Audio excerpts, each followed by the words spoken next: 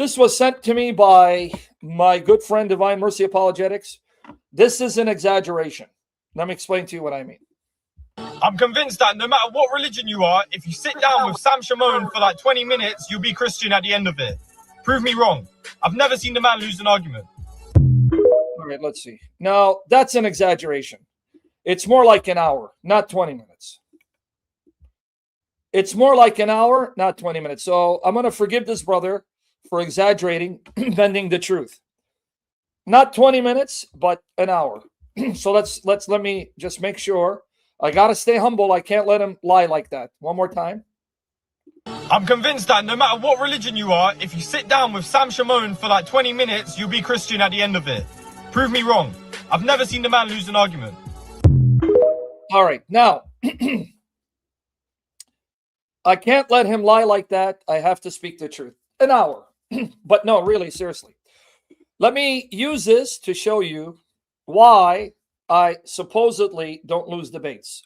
Are you ready? Let me explain. I don't know why this guy's sending me this. All right, let me explain. Let me explain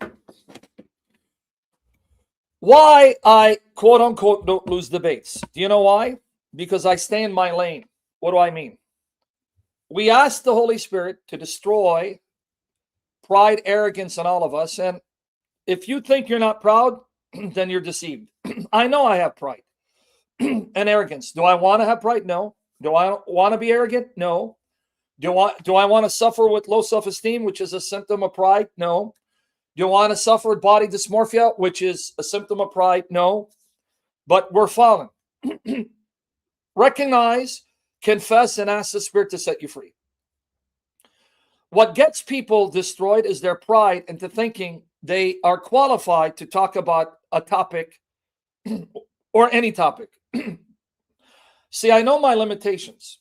I'm not gifted in philosophy, so I don't engage in, philosophical debate.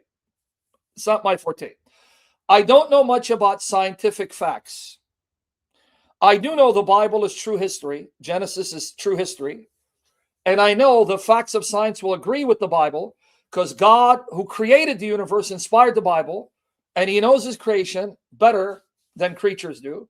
And glory to Jesus, God in his mercy has raised up warriors who are fully trained and studied in the sciences to show scientific facts do not contradict the Bible. Evolution is a lie. But because I don't know the scientific facts, I don't engage in those debates. I'm not an expert in refuting atheism. And therefore, I don't engage atheists. So what am I getting at? When you are not gifted in an area, stay away. It's not about ego. It's not about pride. That's why we are a body. We're members of the body of Jesus Christ. God hasn't given any one individual all the gifts. Why? So no one person becomes the focus of attention and he becomes an idol. God has given you gifts I don't have, so I can depend on you, lean on you, and look to you, and vice versa. All gifts are from God. No one person has all the gifts, so no one person becomes the center of attention. To learn to depend on one another and trust God who supplies all our needs. But we are expendable, meaning God has given me gifts for you to lean on and I use to edify you. But God can cut me off. He doesn't need me and replace me with someone else with those gifts. So when you know your areas, stay in your field. So what are my areas? Trinity, refuting anti-Trinitarian arguments, anti-Trinitarian cults. I don't know what else I would say. Islam, yes, Islam, but I'm trying to figure out. And God has been pleased to bless me with the ability to at least exegete scriptures to a certain extent. So I stay in my lane. Because I stay in my lane, that's why I'm undefeated. Because I know the material by the grace of God. I know the objections to these doctrines and how to destroy them. You see?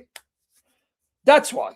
But where do people shame themselves? When they engage in topics they shouldn't be. Right? So keep that in mind. Keep that in mind, right? That's what it is. So that's why I've never lost an argument.